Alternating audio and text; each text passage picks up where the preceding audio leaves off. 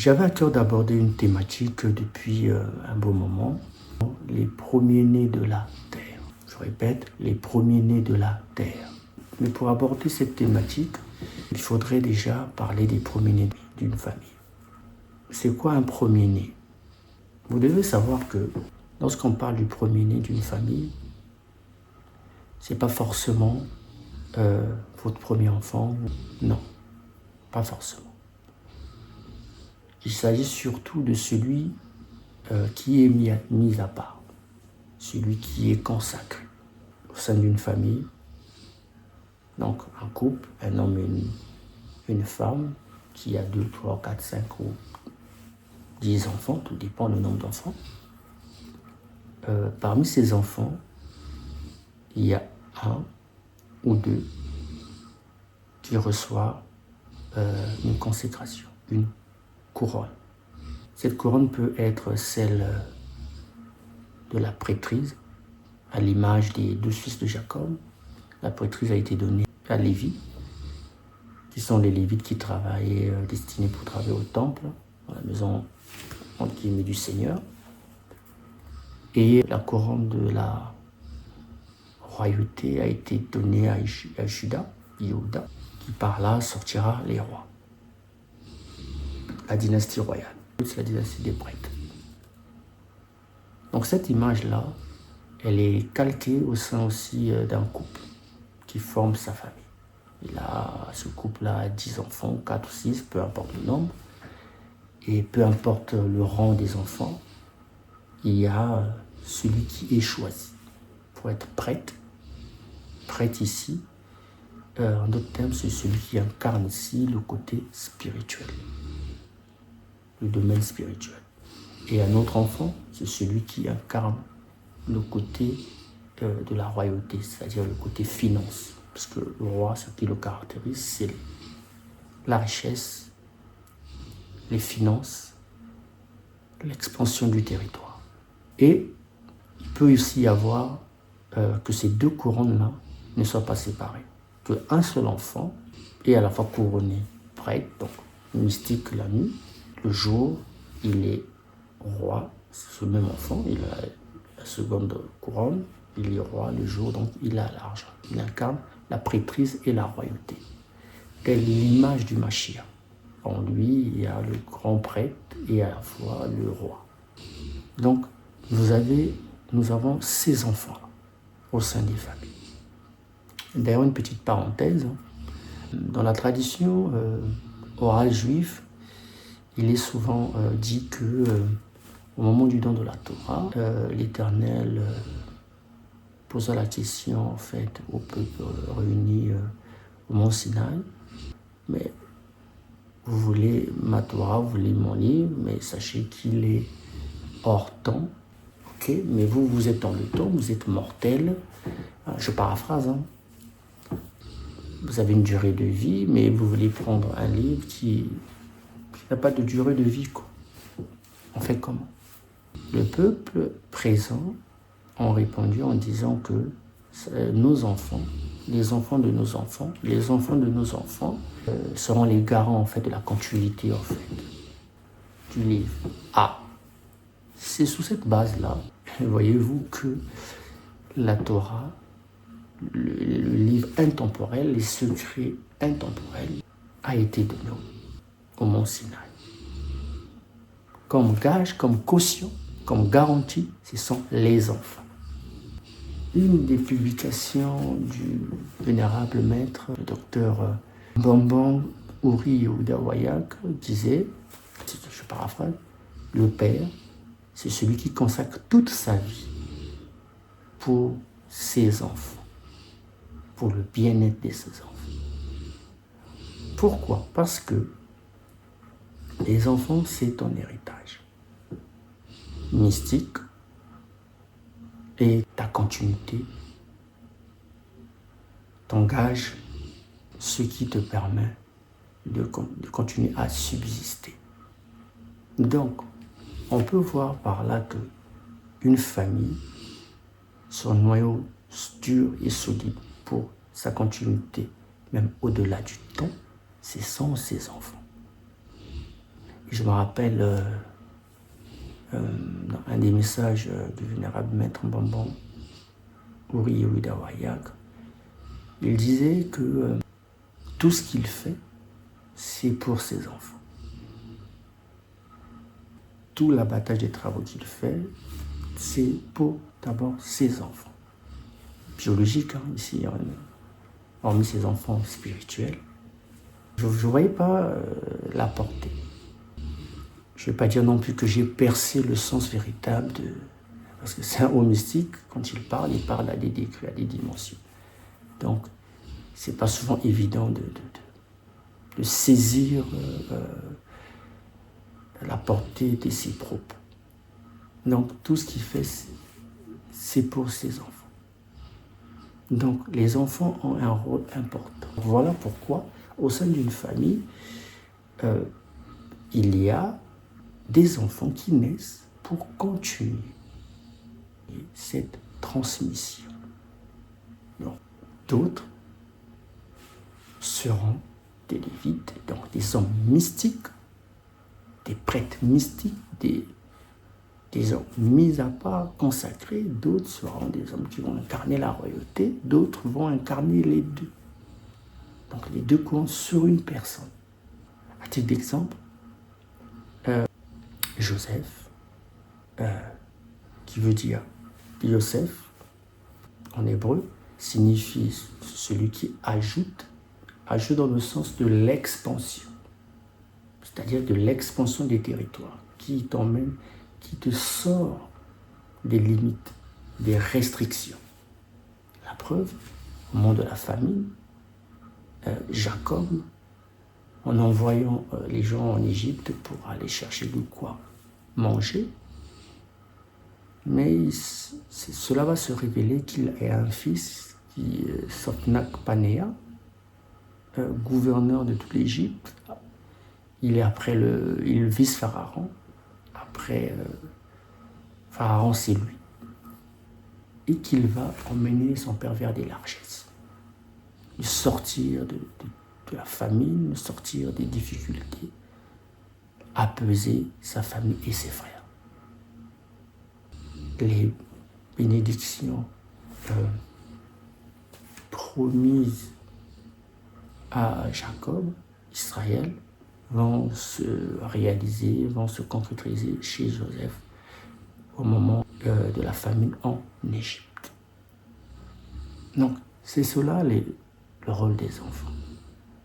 Pas simplement d'apaiser la famine, de résoudre des problèmes dits naturels, mais le côté prêtre, lévite, c'est d'apporter aussi la guérison, le shalom, la santé dans le domaine mystique, puisque il y a l'autre courant qui est réservé pour le domaine de la nuit, où les choses se jouent, où les choses se traitent, où se livrent des bagarres à l'abri, à l'insu de ceux qui dorment la nuit.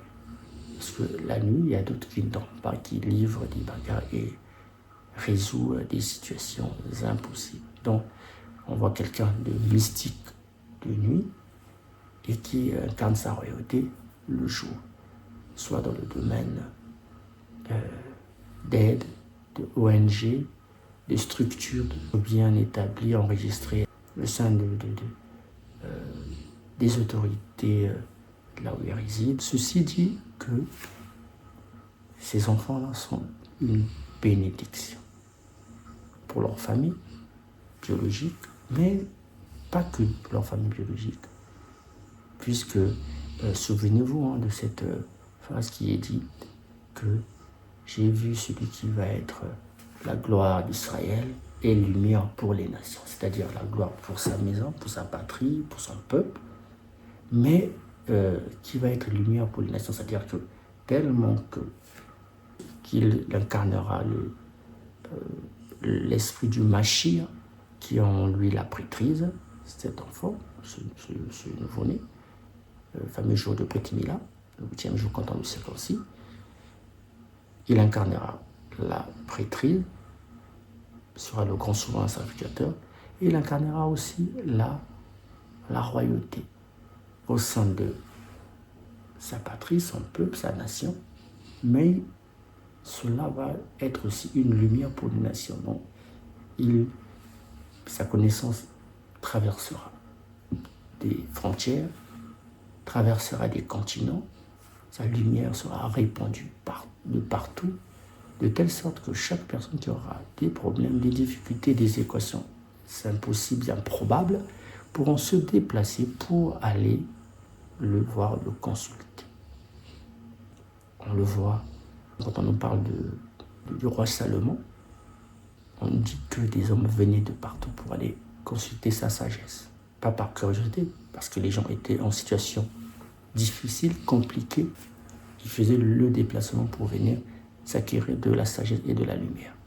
Tels sont ces enfants-là. Tel est leur rôle, telle est leur mission. Alors, maintenant, les premiers-nés de la terre. Si nous avons compris les premiers-nés d'une famille, nous devons faire le parallèle, nous devons juste superposer cette explication, ce principe-là, sur ce qui est les premiers-nés de la terre, leur rôle. Pour cela, je vais lire un texte assez rapidement dans le livre de Exode pour aller un peu plus en profondeur. À partir du verset 1, on nous parle de l'institution de la Pâque, la fête de Pâques. Pour rappel, la Pâque en hébreu se dit Pessa. Donc on a la lettre P, la lettre Samek, et puis on a la lettre Het. Lorsqu'on écrit la lettre P au complet, on a le P, le H et le He. On écrit la lettre Samek au complet. On écrit la lettre Het au complet. Et quand on essaie de dégager la valeur numérique de ces trois consonnes-là, ça nous donne une valeur numérique de 613. Donc quand on parle de Pâques, derrière se cachent en fait les 613 commandements.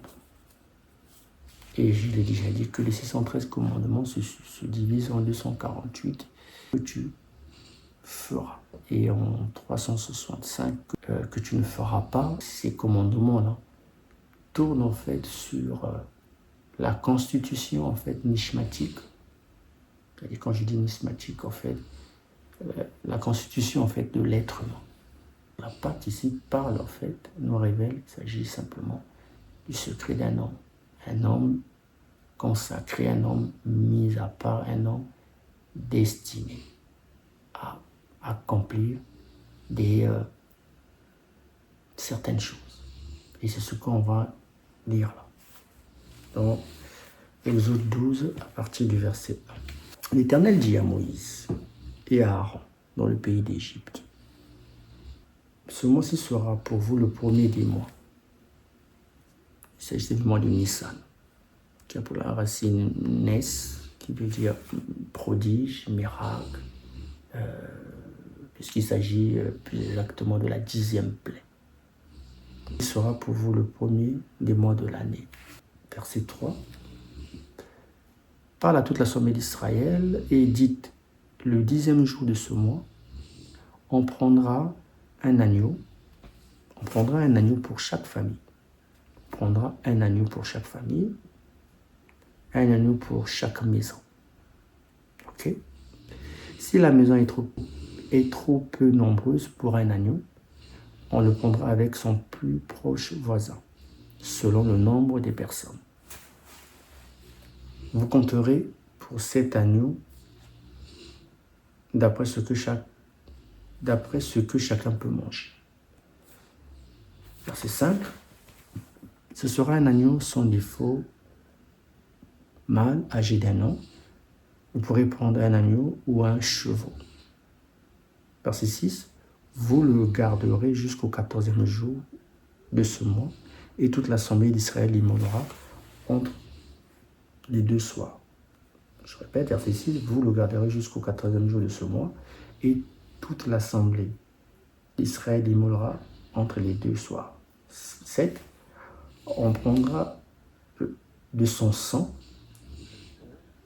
et on en mettra sur les 2 poteaux et sur les linteaux de la porte des maisons où l'on mangera. Donc le sang de cet agneau, on le mettra sur les poteaux et sur les linteaux des portes de la maison. Cette nuit-là, on mangera la chair rôtie au feu. On en mangera avec les pains sans levain et des herbes amères. Maintenant, au verset 8. Cela vous rappelle simplement, buvez mon sang, mangez ma chair. Celui qui mange ma chair et qui boit mon sang sera sauvé. Donc, on voit bien ici, c'est quoi cet agneau. 9. Vous ne le mangerez point à demi cuit et bouilli dans l'eau, mais il sera rôti au feu avec la tête, les jambes à l'intérieur. 10. Vous n'en laisserez rien jusqu'au matin, et s'il en reste quelque chose le matin, vous le brûlerez au feu. 11. Quand vous le mangerez, vous aurez vos reins sains, vos souliers aux pieds et votre bâton à la main, et vous en mangerez à la hâte. C'est la Pâque de l'Éternel. C'est la Pâque de l'Éternel.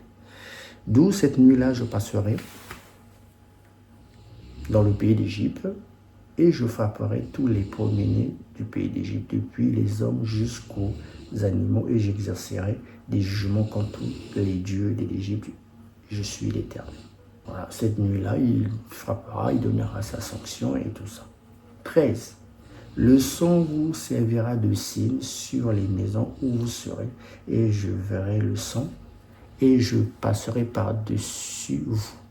Il n'y aura point de plaie qui vous détruise quand je frapperai le pays d'Égypte à cause du sang mis sur les portes et sur les linteaux de maison. Ce sang-là sert de garantie à ce que les jugements, les sentences ne les atteignent pas. 14, pour qu'on s'arrête là. Vous conserverez le souvenir de ce jour et vous le célébrerez par une fête en l'honneur de l'Éternel. Vous le célébrez comme une loi perpétuelle pour vos descendants. Une loi perpétuelle pour vos descendants. Les enfants de vos enfants, les enfants de vos enfants doivent continuer cela. C'est ça qui est garanti. Donc on voit ici que l'institution de Pâques, il s'agit d'un agneau ou un chevau âgé d'un an, mâle, sans tache, sans ride, sans rien. Et qu'en lisant, on voit bien qu'il s'agit ici, il y a son sang qui est mis sur la porte et sur les linteaux de la maison, afin d'être épargné des sentences de la 10e plaie. Alors, il s'agit de la Pâque. Je vais dire que la Pâque, il s'agit d'une personne consacrée, mise à part. Donc vous devez manger sa chair, vous devez boire son sang. Manger sa chair et boire son sang, en d'autres termes, ici, vous devez l'écouter, le consacrer, celui qui est mis à part, celui qui a été préparé, celui à qui les ancêtres d'une lignée, d'une famille, dotés des capacités de la prêtrise et des capacités de la royauté. Soit, comme je vous ai dit en préambule, soit c'est un enfant qui a la prêtrise, le côté mystique, et un autre enfant, le côté de la richesse et de la royauté. Ou un seul enfant qui incarne le Mashiach, qui incarne les 2 couronnes. C'est à ce dernier qui doit vous guider, vous emmener vers les verts pâturages, vous guérir, vous soigner, vous introduire dans la spiritualité, dans le mystique. Et la spiritualité, celle qui est propre à votre lignée, celle qui est propre à votre ascendant. Donc ce schéma classique, on le voit là dans l'institution de Pâques. Maintenant, revenons à notre thématique, à l'idée première, celle qui consistait de parler des premiers-nés de la terre. Les premiers-nés de la terre, il s'agit ici du premier homme. Il ne faut pas chercher très loin.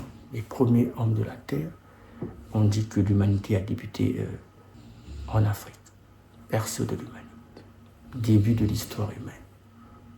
Et quand on dit que berceau de l'humanité, début de l'histoire humaine, cela sous-entend que le peuple africain est le premier de la terre. Pas simplement parce qu'il est premier. Non, la couronne de la prêtrise ou la couronne de la royauté n'est pas donnée a fortiori au premier, non. Il est donné à celui à qui les ancêtres ont choisi, ont prédestiné, ont vu en lui les capacités, le cœur et la charge et la mission qu'il doit accomplir. On le voit lorsque le prêtre Samuel se rend dans la maison du père de David. On lui voit présenter ses fils jusqu'à n'ait pu avoir un autre fils à présenter. Et le prophète Samuel dira, mais il va être surpris, mais est-ce que là, tous tes enfants? Il dira, non, j'en ai un, mais lui, il est tout le temps au champ, il est tout le temps à la bergerie. On doit aller le voir. Dès que le prophète arrivera, il dira, automatiquement, l'esprit du Seigneur, la voix du Seigneur, dira, c'est lui que j'ai choisi, David, mon fils, mon bien-aimé. David a des frères avant lui, Joseph a des frères avant lui. Donc la transmission n'est pas ici dans le sens du premier peuple, parce qu'on est premier peuple, premier-né de la terre, et que les choses nous reviennent des premiers-nés de la terre et le berceau de l'humanité, parce que c'est eux que les gardiens, ceux qui détiennent les mystères, les secrets de la terre, ceux qui sont les auteurs de l'humanité, ont trouvé au peuple africain, à l'homme noir, la capacité, les forces requises, le cœur requis, la clairvoyance requise pour pouvoir accomplir les desseins de l'immuable. Ils ont vu en ce peuple africain la prêtrise et la royauté pour pouvoir conduire l'humanité tout entière. D'ailleurs, on voit dans cette ère de Verseau comment l'humanité perd pédale, ne sait plus à quel sens se vouer, et aux abonnés absents, des turbulences de partout, des situations catastrophiques. Tout cela est dû simplement parce que le premier-né de la terre est totalement absent de sa mission première. Lorsque celui qui a été choisi pour jouer son rôle d'être le gardien de l'humanité, c'est-à-dire de la transmission des valeurs, des secrets, de la spiritualité, de la reconnexion vers ses ancêtres et ses aïeux et ses ascendants, ne joue plus son rôle, et aux abonnés absents, c'est la dégringolade de l'humanité. Et pour ce faire, pour que le monde revienne dans un équilibre, soit dans la paix, soit dans le shalom, il faudrait que le peuple de la terre, le premier-né de la terre, le bien-aimé de la terre, reprenne sa première place et joue le rôle qui lui est dû. Tant qu'il sera absent, l'humanité ira toujours en déliquescence, sera toujours en chute libre. Parce que ce peuple qui est gardien, comme je l'ai dit tout à l'heure, je n'ai pas la prétention de définir c'est quoi le Mbambang.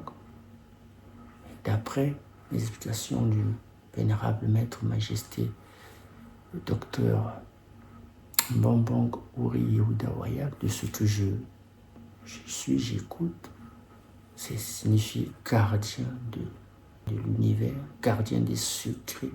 Il faut qu'il y ait gardiens des secrets de l'univers se mettent ensemble pour œuvrer dans le droit chemin, dans le bon chemin, afin que l'humanité tout entière soit apaisée.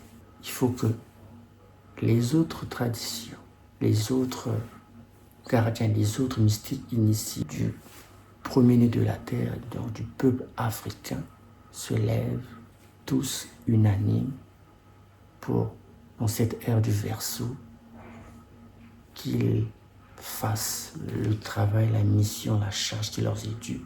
Surtout, dans un premier temps, de reconnecter les peuples africains à leur véritable essence, parce que, comme dit Majesté, la traite négrière n'a pas simplement été une histoire de déportation de la ressource humaine. Non, non. Ça a été la déportation par-dessus tout des valeurs mystico-ancestrales, des secrets qui ont été déplacés d'un point A à un point B pour plonger l'humanité dans une forme de torpeur, de vampirisme, afin qu'elle sombre dans une chute sans fin. Mais il faudrait que ces différents peuples africains qui se trouvent en Europe, qui se trouvent aux Caraïbes, dans les Antilles, aux États-Unis, partout, il faudrait que ces peuples-là sachent que nous sommes à l'ère du Verseau et qu'ils reviennent à leur premier amour et qu'ils apprennent à connaître qu'ils sont véritables, à répondre aux questions existentielles, d'où le cœur du travail du vénérable maître, à travers le livre dont je vous parlais, tu retourneras aux sources, mon enfant, c'est-à-dire si tu reviendras au cœur de ta spiritualité, te reconnecter, puisque c'est en te reconnectant que tu pourras agir dans ta mission et en ce moment-là, jouer ton rôle de premier-né à terre et de gardien des secrets et sauver l'humanité tout entière. Tant que les Africains seront absents de leur rôle et leur fonction première, l'humanité ira de dégringolade en dégringolade. L'humanité ira de chute en chute. Les peuples africains, les Africains reviennent à leur spiritualité première. C'est l'équation sine qua non. Avant que l'humanité voie le bout du tunnel, il faudrait que les premiers-nés de la terre, les peuples africains, reviennent à leur spiritualité, reviennent à la connexion de leur spiritualité, de leur tradition et de leurs valeurs primordiales, se reconnecter. Et comme le dit le vénérable maître, il faut savoir choisir les bonnes personnes qui vont vous aider, qui vont vous accompagner à le faire. Parce que le chemin aussi vers le retour à la source est rempli des embûches, est rempli des loups, est rempli des gens mal intentionnés, des gens qui font beaucoup de mal. Pour ma part, je vous conseillerais, je vous dirais toujours de vous tourner vers l'ONG SIDSA International. Pourquoi? Pour ce qu'il fait déjà à Mondovision, reconnu par l'État, les autorités de son pays. Vous ne le faites pas pour vous, individuellement en tant que personne, mais vous le faites parce que vous êtes, vous, peuple africain, peuple noir, gardien, premier-né de la terre, car c'est cela, sa destinée, sa mission, sa vocation, sa charge première. Et vous avez en vous, dans votre ADN, dans votre génome, vous avez été choisi pour cette humanité, pour la sauver, pour apporter le shalom, pour apaiser des situations, pour guérir cette humanité des cas improbables. C'est le rôle qui vous est dû, c'est la fonction qui vous est due.